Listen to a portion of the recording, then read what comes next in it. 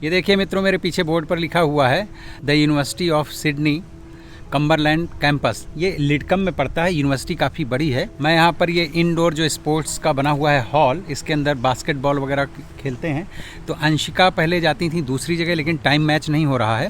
तो ये जो यहाँ पर जहाँ सीख रही हैं, इसके जो कोच हैं उनकी वहाँ पे भी एक क्लास चलती है। तो मेरी उनसे बात हुई थी। तो चूँकि इस साल थोड़ा सा अंशिका के 4 दिन का तो ट्यूशन है, पढ़ने वढ़ने जाती है बाहर, और फिर स्विमिंग है अभी यहाँ के बाद में उसकी क्लास स्विमिंग में होगी, तो वो रहेगी ऑबन में, तो वहाँ पर लेकर के अभी उसको जाना है। तो ये मैं अंशिका को यहाँ पर लेकर के आया हूँ। बाकी यूनिवर्सिटी कैसी है मैं पूरा दिखाना तो चाहता था, लेकिन अनफॉर्चुनेटली आज होने लग गई बारिश। असल में इसीलिए मैंने आज वीडियो कहीं रिकॉर्ड नहीं किया था, अदरवाइज़ तो मैं ऑफिस में बैठ के भी कर सकता था। मुझे लगा था यूनिवर्सिटी जाएंगे तो वहाँ पर फर्स्ट क्लास कैंपस दिखाऊंगा आपको, बार बार जितना भी हो सकता है, बिल्डिंग्स वगैरह यहाँ की कि कैसा होता है, कैसी होती हैं यहाँ की यूनिवर्सिटीज़। तो इस तरफ है और पीछे साइड में भी बहुत कुछ है, नो प्रॉब्लम। और ये है देखिए यहाँ का पार्किंग, और इस तरह से इसकी यूनिवर्सिटी की कई पार्किंग है। अप्रॉक्सीमेटली 1 किलोमीटर लंबा जो है कंपाउंड है। टैफ वगैरह भी एक और जो यहाँ की गवर्नमेंट की एजुकेशन बॉडी है, टैफ इस साइड में जो है, जब हम मेन रोड से इधर टर्न करते हैं तो पड़ता है। तो ये था कुछ एक चीज़ें यहाँ पर हैं। देखिए बिल्डिंग नंबर डी, अब ये यहाँ पे इसको भी बिल्डिंग ही बोलते हैं इस तरह के उसको, लेकिन ऐसा नहीं, यूनिवर्सिटी की काफ़ी अच्छी बिल्डिंग है, बहुत बड़ा कैंपस है। तो चलिए आज मैं बात करता हूँ आपसे कि ऑस्ट्रेलिया जो भी लोग नए लोग आते हैं, बारिश हो रही है, कैमरे में भी पानी पड़ सकता है, और इसमें मैंने जो माइक लगा रखा है उस माइक में भी पानी पड़ सकता है, इसकी वजह से कुछ डैमेज हो सकते हैं। अंदर अंशिका खेल रही, मैं बाद में आपको दिखाऊंगा कि कैसा क्या है। हालांकि अंशिका की क्लास में बहुत अच्छा ही है कि ज़्यादा बच्चे नहीं हैं, 3 बच्चे ही हैं अंशिका को जो सिखा रहे हैं कोच, और काफ़ी सीरियस नोट पे वो अच्छे से सिखाते हैं। मैं बाहर नहीं जा पा रहा हूँ बिकॉज़ यहाँ पर हो रही है अच्छी खासी रेन। मैं सोच रहा था मैं इस तरफ चलता हूँ अगर ज़्यादा साउंड ना हो, क्योंकि उधर बच्चे वगैरह खेल रहे हैं तो बहुत ज़्यादा आवाज़ आती है, तो मैं अवॉइड करना चाहता था वो आवाज़, और इसके लिए मैं यहाँ पर जो है तो बनाने लग गया था। पर यहाँ मैं शेड के अंदर आ जाता हूँ। देखिए अब मैं यहाँ खड़ा हो जाता हूँ। यहाँ पे क्या है कि थोड़ा सा पानी से बचत भी हो जाएगी, भीगूंगा नहीं, और कैमरा वगैरह भी सुरक्षित रहेगा। तो ये है, इसके अंदर ऑफिस वगैरह है, वहाँ पे कुछ खाना पीना होता है, तो ऐसे रेडीमेड जो है तो मशीन लगी होती है, कभी कभी कोई बंदा बैठा भी होता है, और इसके अंदर ही सब कुछ चल रहा है। आवाज़ अगर पीछे से हल्की फुल्की हो सकता है बच्चों की खेलने की, आ भी रही हो। तो ये था। तो आप लोगों को बताना था कि जो लोग भी ऑस्ट्रेलिया पहली बार आते हैं, अब वो स्टूडेंट हो सकते हैं, पीआर, कोई भी माइग्रेंट हो सकता है, किसी भी कंट्री से हो सकता है। अब बात हम भारत की इसलिए करते हैं क्योंकि जनरली मैं वीडियोस बनाता हूँ हिंदी में, तो ये भारत के लोगों के साथ में ज़्यादा कनेक्ट हो पाता है। और हालांकि आसपास की जो और 2-3 कंट्रीज़ हैं उनके लोग भी समझते हैं हमारी भाषा को, तो ऑफ़ कोर्स ये उनके ऊपर भी एप्लीकेबल है कि यहाँ जब लोग आते हैं तो सबसे पहले क्या क्या चीज़ें ऐसी हैं जो उनको परेशान करती हैं, जिनकी वजह से थोड़ा बहुत उनको तकलीफ़ महसूस होती है इस देश में। वैसे तो हमारे गांव की एक कहावत है, पता नहीं आप लोगों को अच्छी लगेगी कि नहीं लगेगी, पर मुझे लगता है मैं कह देता हूँ आपको। परदेश कलेश नरेशन को, मतलब ऐसा गांव में कहा जाता था कि परदेश, अपना घर छोड़ करके, अपना देश छोड़ करके जब कोई परदेश जाता है तो वहाँ क्लेश माने कष्ट तो राजाओं को, नरेश माने राजाओं को भी तकलीफ़ होती है। फिर सामान्य नागरिक, सामान्य मनुष्य तो जब एक जगह से दूसरी जगह ट्रैवल करेगा तो ऑफ़ कोर्स कुछ ना कुछ तकलीफ़ होती हैं, पर ऐसी नहीं है ये तकलीफ़ें, ये परेशानियाँ कि इनको आप झेल ना पाएँ या इनको आप फेस ना कर पाएँ। जितने सारे लोग, लाखों नहीं अब तो करोड़ों लोग भारत के बाहर रह रहे हैं और एक से एक वर्स्ट कंट्री में रह रहे हैं। ऑस्ट्रेलिया तो फिर भी एक बहुत दिव्य देश है, बहुत ही सुंदर कंट्री है, बहुत ही व्यवस्थित और लॉ अबाइडिंग पीपल हैं यहाँ पर, तो कानून के तहत ये कंट्री चलती है। तो यहाँ तो जो तकलीफ़ें हैं वो इतनी कठिन नहीं है। फिर भी जब आप पहली बार निकलते हैं घर से तो क्या क्या हो सकता है, तो सबसे पहले आपको यहाँ शुरू में जो तकलीफ़ होती है वो होती है होम सिकनेस, क्योंकि आप अपनी कल्चर, अपना परिवार, अपने मित्र, अपना खाना पीना, अपनी जीवन शैली सब कुछ छोड़ करके आए होते हैं। तो ऐसी स्थिति में सबसे पहले आपको यहाँ पर होम सिकनेस होती है, क्योंकि यहाँ लोग एक तो मिलते नहीं, और जो अगर मिले भी इक्का दुक्का जो आपके फ्रेंड्स भी होते हैं इतना ज़्यादा बिजी होते हैं अपनी खुद की पर्सनल लाइफ में कि कोई आपको बहुत ज़्यादा टाइम देता नहीं है, और फिर आपको अपने घर की याद आती है।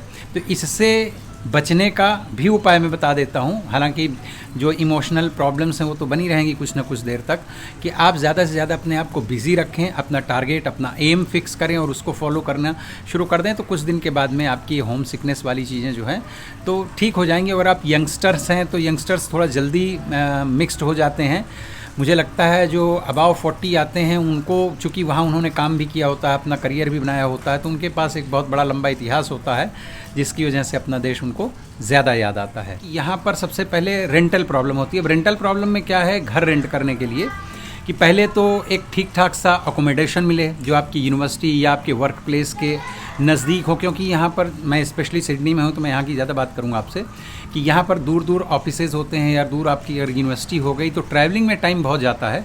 तो आपको एक ऐसा अकोमोडेशन जो आपको लाइक सूट भी करता हो और आपके वर्क प्लेस या यूनिवर्सिटी से नज़दीक हो, वो ढूंढने में थोड़ा सा दिक्कत होती है। अगर मिल भी गया तो आजकल चूँकि यहाँ पर रेंटल क्राइसिस चल रहा है पिछले 2-2.5 साल से, तो काफ़ी एक्सपेंसिव हो सकता है। तो इसके लिए मुझे लगता है बजटिंग वगैरह थोड़े ठीक ठाक कर करके आना चाहिए अपने देशों से, कि शुरुआत के 2-4 महीने जब तक कि आपको नौकरी नहीं लग जाती और आप कमाने नहीं लगते तो आप थोड़ा सा सर्वाइव कर सकें। तो ये थोड़ी सी प्रॉब्लम आपको शुरुआत में ये भी परेशान करती है, तो इससे परेशान ना हो, 1-आध महीने में कहीं ना कहीं भगवान जुगाड़ लगवा ही देते हैं। और अब इसके बाद में एक चीज़ और आपको थोड़ा सा परेशान कर सकती है शुरुआत में कि आपको जॉब्स की प्रॉब्लम हो सकती हैं। यस, अगर आप जॉब ले करके आए हैं इंडिया से या अपनी कंट्री से तो एक अच्छी बात है। हालांकि अब स्टूडेंट्स वगैरह तो क्या जॉब ले करके आएंगे, उनको तो यहीं पर तलाश करना पड़ता है। हालांकि इसके पिछले वीडियो में आप देखिएगा मैंने बताया है कि अगर स्टूडेंट हैं, पीआर हैं, किस तरह से यहाँ पर शुरुआत में आके आप काम ढूंढ सकते हैं, क्या कर सकते हैं, वो सब वीडियो आप देखिएगा।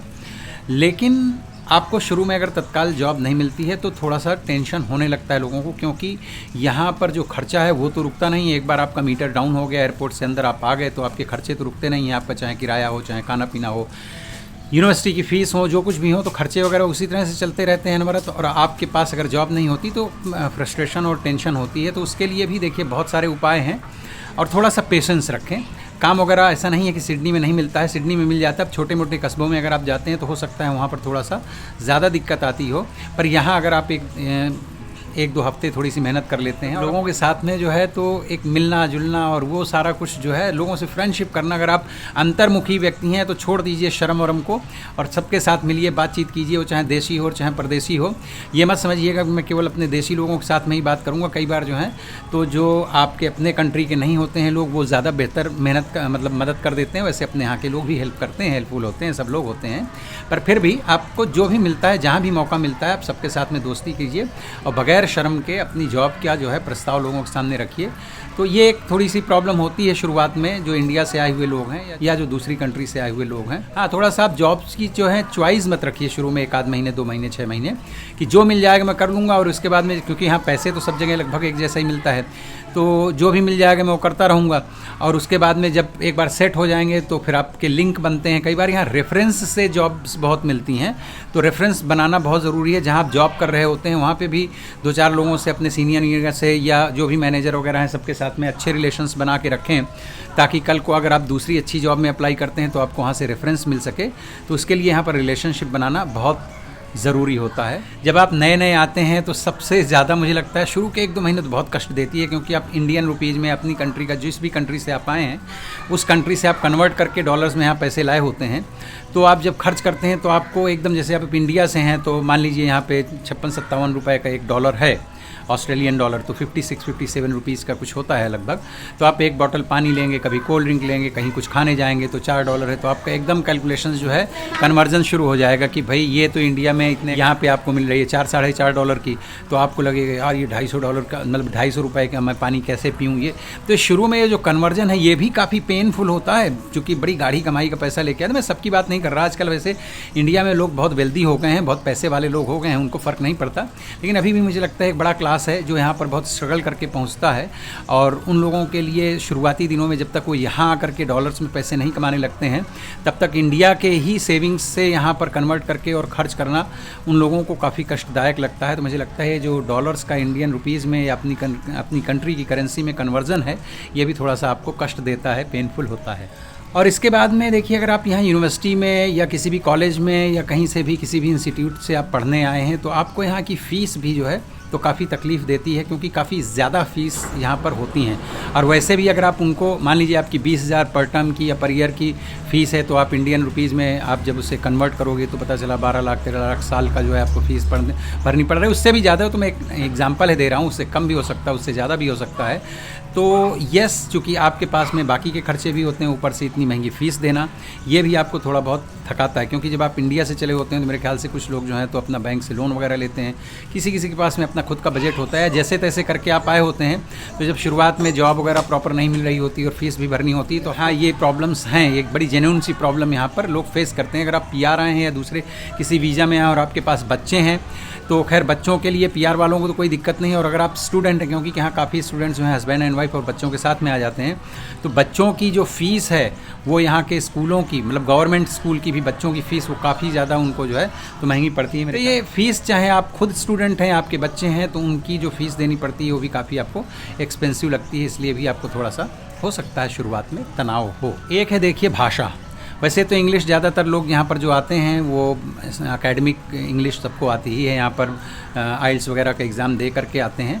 पर एक यहाँ की भाषा में जो आपको शुरुआती दिनों में कुछ दिन ऐसा नहीं है कि आप उसे सीख नहीं पाएंगे, समझ नहीं पाएंगे, बट शुरुआत में थोड़ा सा एक स्ट्रगल और चैलेंज जैसा फील होता है। वो है एक्सेंट। चूँकि अंग्रेज़ों का जो एक्सेंट है वो थोड़ा सा डिफरेंट है, और हमारी कंट्री में इंग्लिश बहुत अच्छी लोग बोलते हैं, लेकिन थोड़ा एक्सेंट को लेकर के एक कंसर्न रहता है। तो शुरुआत में उसमें भी थोड़ी सी दिक्कत होती है। और एक कि अगर आप बच्चों के साथ में आए हैं, आपके जब यहाँ बच्चे जन्म ले लेते हैं और बड़े हो रहे होते हैं, तो यहाँ पे जिस तरह से वो चीज़ों को सीखते हैं, तो थोड़ा सा कई बार आपको लगने लगता है कि यार हमारे बच्चे क्या सीख रहे हैं, कैसे हो रहा है। अब मैं एक छोटा सा एग्जांपल बताता हूँ, देखो अपने घर का ही देखिए बताता हूँ।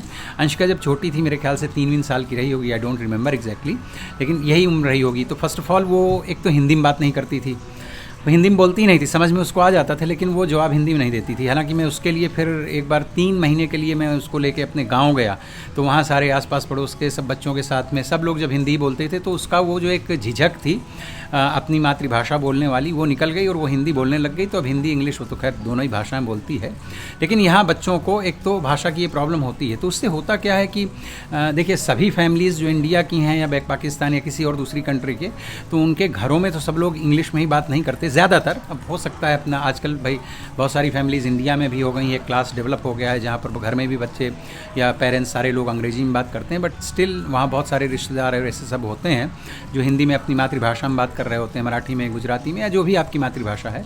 तो मुझे लगता है एक भाषा का ये भी होता है। और दूसरी चीज़, अब अंशिका की मैं उसी दरमियान की बात बता रहा हूँ, जब मैं इंडिया लेकर के गया था, तो यहाँ पर चूँकि बचपन से वो चाइल्ड केयर में जाती, तब तो स्कूल भी नहीं जाती थी, बचपन से यहाँ पर सिखाते हैं वो लोग कि किस तरह से आपको, अगर आपके साथ कोई प्रॉब्लम होती है तो हैंडल करना है। तो अंशिका ने, मतलब उसको खास बोलना वगैरह नहीं आता था, हार्डली कुछ शब्द बोल पाती थी, तो वो उसमें अगर उसको थोड़ा सा डांट दो, कुछ बोल दो, तो बोलती थी पापा नॉटी कॉल पुलिस।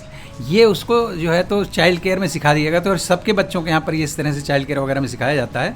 तो मुझे लगा भैया बच्चा तो हमारे अगेंस्ट ही खड़ा हो रहा है, तो फिर इंडिया ले जा करके उसको जब 3 महीने में हमने दिग्दर्शन करवाए, और उल्टे जब वो शैतानी करती तो हम भी उसको यही बोलते हैं, अंशिका नॉटी कॉल पुलिस। तो धीरे धीरे फिर वो उसका खैर ये जो स्लोगन है वो छूट गया था। तो क्या होता है कि आपके बच्चे यहाँ पढ़े लिखे, यहाँ जन्मे, तो फिर अगर आपके माता पिता, भाई बहन या और भी रिश्तेदार छूट जाते हैं इंडिया में, और जब कभी भी आप अपने बच्चों को लेकर अपने देश जाते हैं, तो बच्चे कनेक्ट नहीं हो पाते हैं। और जब तक आपका बच्चा, मान लीजिए केवल घर परिवार से कनेक्शन की बात नहीं है, अब अगर आपका बच्चा स्ट्रीट पर जाएगा, कहीं पर भी जाएगा, तो भारतवर्ष में चाहे जितना एक क्लास डेवलप हो गया हो इंडिया में अंग्रेज़ी बोलने वाला, अंग्रेज़ी दां, लेकिन फिर भी आपको पानी पूरी खानी है, गोलगप्पे खाने हैं या चाट खाना है, तो यार मज़ा जो आपको कन्वर्सेशन में हिंदी में आएगा कि यार भैया इसमें तीखी चटनी डाल दो, इसमें ये डाल दो, वो डाल दो, वो जो समझेगा और आपको वहाँ पे एक, मतलब आप समझ रहे हो ना।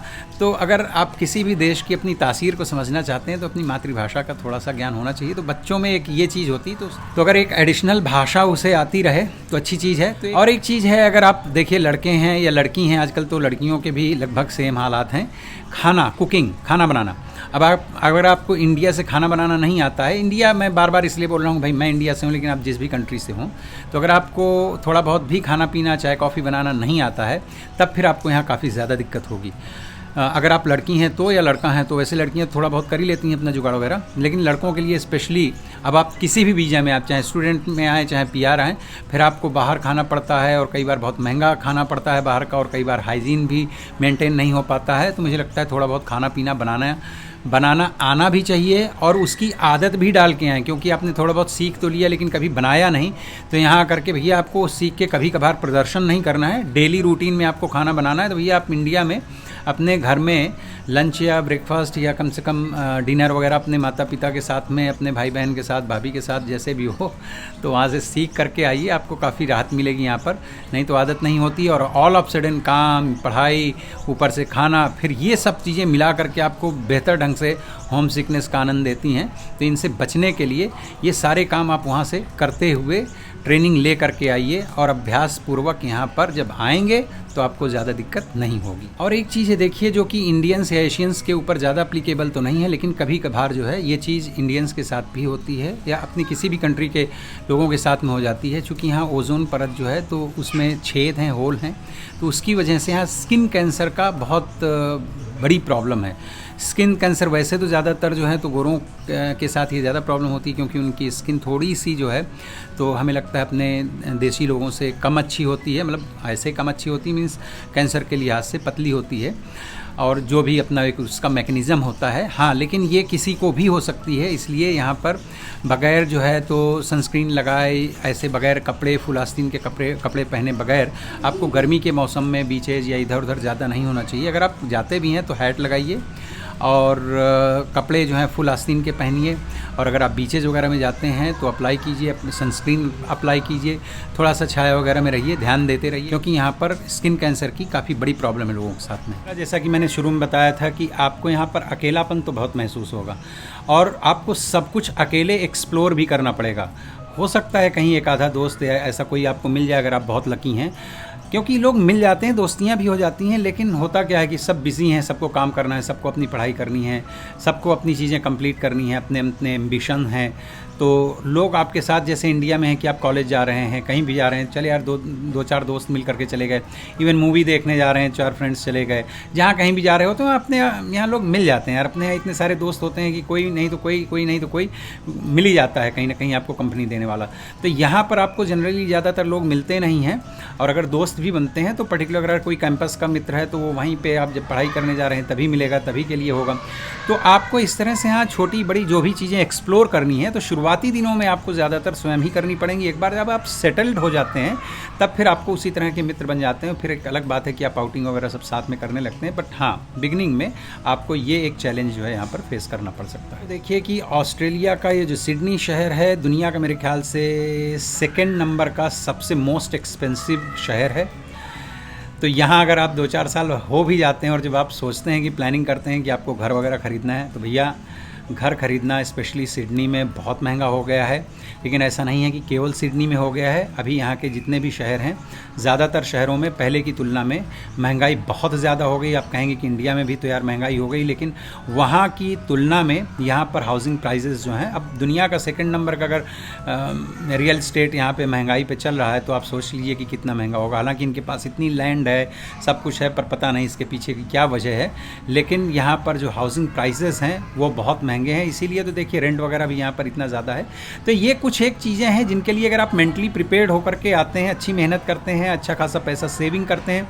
सेविंग तो देखिए क्या है, चाहे अमेरिका हो या जो कोई भी कंट्री हो, जहाँ पर भी इंडियंस जाते हैं तो हम लोगों के नेचर में है, क्योंकि हमारे यहाँ पर हमें पता है अगर कोई प्रॉब्लम्स आएगी। अभी बहुत रीसेंट बात बता रहा हूँ, 2 तारीख को मेरे सगे छोटे बहनोई जो हैं, तो मेरी छोटी सिस्टर के हस्बैंड एक्सपायर हुए हैं और वो कानपुर में एडमिट थे करीबन 15-16 दिन, मेरे ख्याल से 17 दिन, कुछ आई डोंट रिमेंबर एग्जैक्टली, लेकिन 15-16 दिन वो आईसीयू में थे। खर्च भी हो गया और वो आयुष्मान कार्ड इधर उधर लेकर के सब परेशान रहे, कहीं कुछ नहीं हुआ, हॉस्पिटल में वो चलता ही नहीं था। जो कुछ भी है, खैर मैं इसमें किसी की अच्छाई बुराई नहीं कर रहा हूँ, लेकिन मैं एक रियलिटी है भी बता रहा हूँ जो हमने भी फेस किया, मेरी फैमिली ने फेस किया।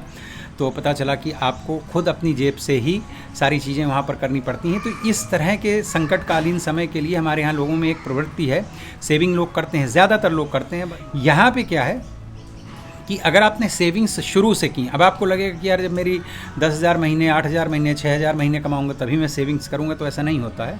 अगर आप 3,000 भी कमा रहे हैं तो भैया 3,000 में अगर आप नहीं 1,000 बचा सकते तो 150 जो भी हो सकता है, एक सेविंग की आप यहाँ पर आदत डालिए। क्योंकि सर्टेन टाइम के बाद में जब आपको लगेगा कि मेरी सैलरी वगैरह अच्छी आने लग गई है, तभी भी आपको 15%, 10%, 20% कुछ ना कुछ आपको अपनी जेब से डाउन पेमेंट तो करना ही पड़ेगा अगर आपको घर लेना है और लोन ऊपर से लेना है। तो मुझे लगता है येस, अगर आप थोड़ी बहुत सेविंग शुरू से करना शुरू करेंगे तो 4-5 साल के बाद में जब आपका घर लेने का टाइम आएगा तो आप इजी ढंग से चीज़ों को ले सकते हैं। और वैसे भी यहाँ पर जब आप फर्स्ट हाउस बाय करने जाते हैं तो आई बिलीव ये सभी स्टेट्स में है ऑस्ट्रेलिया के, बट हाँ सिडनी में तो आपको कई चीज़ें एग्जाम्प्ट मिलती हैं। इनका अपना एक है, मेरे वीडियोस दूसरे देखिए, मैंने बहुत डिटेल में सब कुछ बताया है कि अगर आप इतने अमाउंट का लेते हैं तो क्या क्या बेनिफिट्स गवर्नमेंट देती है। तो वो सारी चीज़ें हैं, वो तो मिलेंगे ही, लेकिन फिर भी आपके पास में अपना एक बजट होना चाहिए नया घर खरीदने के लिए, क्योंकि यहाँ का रियल एस्टेट थोड़ा सा एक्सपेंसिव है।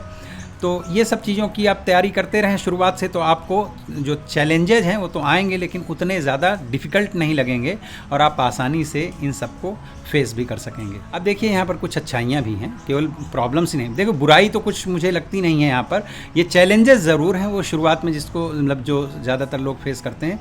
और अच्छाइयाँ क्या हैं कि ज़्यादातर जगहों में वर्क कल्चर यहाँ पे मुझे लगता है अपने देश से थोड़ी सी तो बेहतर है। अब मैं एक छोटा सा एग्जाम्पल देता हूँ। मैं जब शुरू में आया था तो कैंसर काउंसिल में मैंने 3 दिन का एक ट्रेनिंग सेशन किया था, जो मुझे पसंद नहीं आया तो फिर मैंने वो जॉब नहीं की थी। तो मुझे तो पता भी नहीं था, लेकिन नेक्स्ट वीक चूँकि यहाँ पर ज़्यादातर वीकली सैलरी मिलती है आपको, या फोर्टनाइटली मतलब 2 हफ्ते की, या फिर मंथली तो बहुत कम होती हैं, पर ज़्यादातर जो है वीकली सैलरी मिलती है। तो नेक्स्ट वीक क्योंकि जब उन्होंने ट्रेनिंग की शुरुआत कराई थी तो फॉर्म वगैरह भर के हमारे बैंक डिटेल्स वगैरह सारे TFN नंबर वगैरह ले लिया था।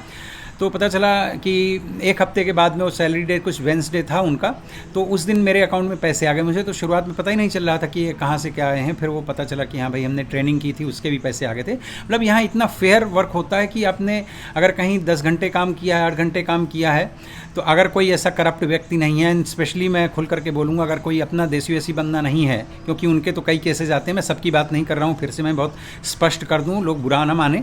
कुछ लोग लेकिन हैं अपने यहाँ के लोग जो थोड़ा सा शोषण करते हैं, तो उनकी बात नहीं कर रहा हूँ। लेकिन इन जनरल अगर आप किसी के यहाँ आपको नहीं पसंद है, आपने 2 दिन काम किया और इसके बाद छोड़ दिया, तो वो 2 दिन की सैलरी बगैर मांगे हुए आपको जो है वो मिल जाएगी।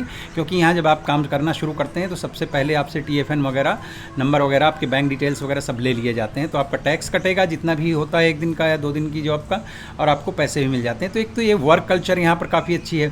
साफ़ सुथरा देश है, आपको सड़कें बहुत साफ़ सुथरी मिलेंगी, हर जगह आपको सफाई ज़बरदस्त ढंग से मिलेगी। ब्यूटीफुल कंट्री है, सुंदर सुंदर बीचेज़ हैं, आप कहीं पर भी विजिट करें आपको अच्छा लगता है, ड्राइव करना अच्छा लगता है। उतना ज़्यादा रश और बेकार की जो है ड्राइविंग नहीं है यहाँ पर, थोड़ा सिस्टमेटिक ड्राइविंग होती है, तो सड़कों पे गाड़ी वगैरह चलाना थोड़ा सेफ़ होता है। एक्सीडेंट यहाँ नहीं होते हैं, ऐसा नहीं है, यहाँ पर भी होते हैं, लेकिन अगर अनुपातिक दृष्टि से देखें अपने देश की तो यहाँ पर काफ़ी कम होते हैं। तो ये कुछ सुविधाएँ भी हैं। देखिए अगर आप हॉस्पिटल जाते हैं, जैसे अभी मैंने आपको एग्जाम्पल दिया अपने बहनोई साहब का, तो यहाँ पर अगर इस तरह का भगवान न करे किसी को ज़रूरत पड़ जाती है तो फ्री ऑफ चार्ज जो है आपको सारा कुछ मेडिकल फैसिलिटी मिलती है।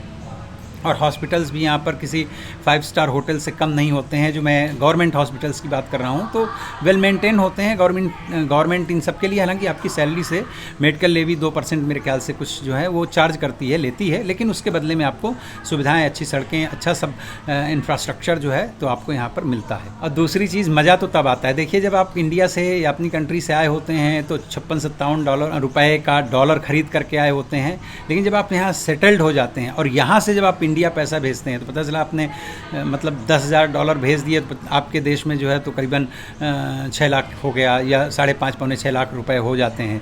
तो मतलब 1,000 भेजा तो आपके यहाँ 57,000 रुपये हो जाते हैं। तो अब जब यहाँ से रिवर्स गेयर लगाते हैं और वापस भेजते हैं तब आपको अच्छा लगता है कि आपने यार $1,000 भेजे और वहाँ तो काफ़ी काम हो जाता है। तो ये एक बेनिफिट है यहाँ का, जब यहाँ आके आप सेटल हो जाते हैं, सारे चैलेंजेस को पार कर लेते हैं लाइफ की कठिनाइयों को, तब उसके बाद जब आप यहाँ पे अच्छा जीवन व्यतीत कर रहे होते हैं तो ये सारे सुखद परिणाम भी आपके फेवर में आते हैं। और यहाँ पर देखिए सैलरी वगैरह भी काफ़ी ठीक ठाक सी हैं। जनरलाइज तो नहीं कर सकते हैं क्योंकि अलग अलग जॉब्स की अलग अलग सैलरीज़ हैं, हाँ, लेकिन गवर्नमेंट का एक मिनिमम है कि आप इससे कम किसी को नहीं दे सकते हैं। वो $23.60 या कितना तो है, एग्जैक्टली मुझे याद नहीं है। तो मुझे लगता है, लेकिन हाँ, आप जिस भी प्रोफेशन से हैं उसके हिसाब से आपको यहाँ पर ठीक ठाक सी सैलरीज मिलती हैं। अगर आप ठीक ठाक काम कर लेते हैं 40-40 घंटे के आसपास, तो आप बढ़िया सर्वाइव कर सकते हैं। हस्बैंड एंड वाइफ अगर दोनों लोग मिल करके काम करते हैं, देखिए हमने देखा है हमारे टाइम के पुराने मित्र थे जिनकी जो है तो धर्म पत्नियाँ उतनी कोई इतने एजुकेटेड नहीं थी, लेकिन उन लोगों ने आके यहाँ पर अपने कोर्सेज वगैरह किए और धीरे धीरे ऑलमोस्ट सभी जो हैं तो जॉब्स कर रही हैं। इस देश में अकेले एक हस्बैंड अगर कोई बहुत एकदम क्या बोलें अपने देश की भाषा में बहुत फाड़ू जॉब है, कोई बड़ा बिजनेस है तो अलग बात है, अदरवाइज़ तो सामान्य नागरिक जो है यहाँ पर हस्बैंड एंड वाइफ दोनों ही जॉब करते हैं और तब जाके यहाँ पर अच्छे ढंग से मेंटेन कर पाते हैं। तो अगर आप ऑस्ट्रेलिया आ रहे हैं तो आपका स्वागत है, आइए और थोड़े बहुत दिन की मेहनत करने के बाद में यहाँ की सक्सेस को एंजॉय कीजिए। वीडियो को अगर आपने यहाँ तक देख लिया है तो बहुत बहुत धन्यवाद। चैनल को सब्सक्राइब कर लीजिए और इस वीडियो को लाइक करके और एक कमेंट ज़रूर कीजिएगा। अपना बहुत बहुत ध्यान रखिए। Take care, bye bye.